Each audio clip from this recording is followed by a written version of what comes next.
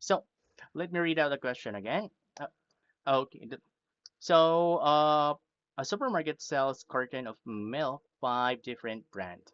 The following table shows the sale of the brands of milk yesterday. It given that the total sales is 600. Now, we have for the following brands, there are five brands. There we have 200, 150, and the X, and 90 and 60.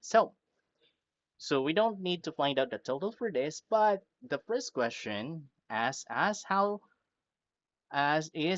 are we going to find for the value of X? Now, note and quote that we are given with the total sales. So that is a 600. Okay, so what we're going to do is we're going to reverse it out. So we have 200 plus 150 plus X plus 90 plus 60 equals to 600. Okay, so since we have all these numbers down here, let's go and add up them. So that's going to give us about, using our calculators down here, this is going to give us about 500 and plus x.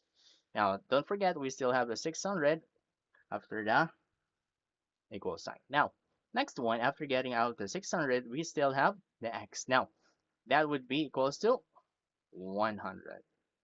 Okay, so this shows that the value for the x one here is 100 then. Okay, so C is 100. Now, moving on for the second question. Now, big question is if randomly selected consumer buy a carton of milk, estimate the probability of each of the following events. Now, the first event that we have is consumer buys milk of brand C or D. So that's C and D. Let's write it down then. For the first ones, for B, first event.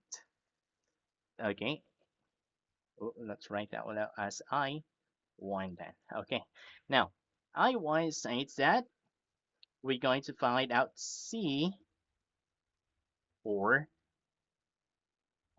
D then. Now, looking out for D, we know that is it yeah, we know that C it's 100 and for D it's 90 then. Okay. So those are the numbers. Now, to get out the favorable outcomes, let's write it down then. Favorable wait, more R. A bull out a sale. This one is favorable sales.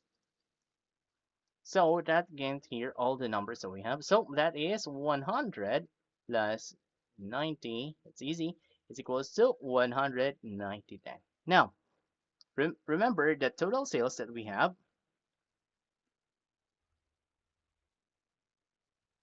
Sales is equals to 600. We have 190 and the 600. Now, let's write it out in our probability then.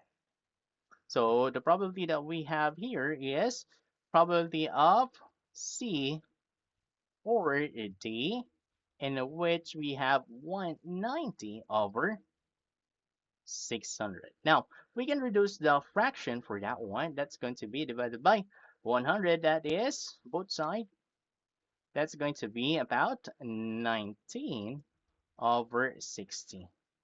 Or the answer would be equals to 19 over 60, or approximately we have 0.317.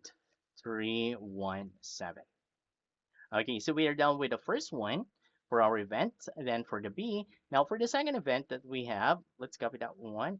Yeah, moving on for the next 10 here. Sorry that. Now, for the second event, we are told that the consumer buys the brand milk with the highest sales yesterday. Now, looking out for the highest sales that we have here, let's go look out the table.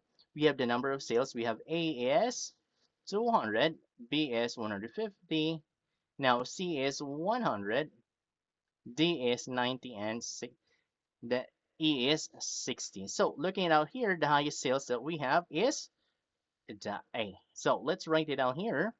Highest sales,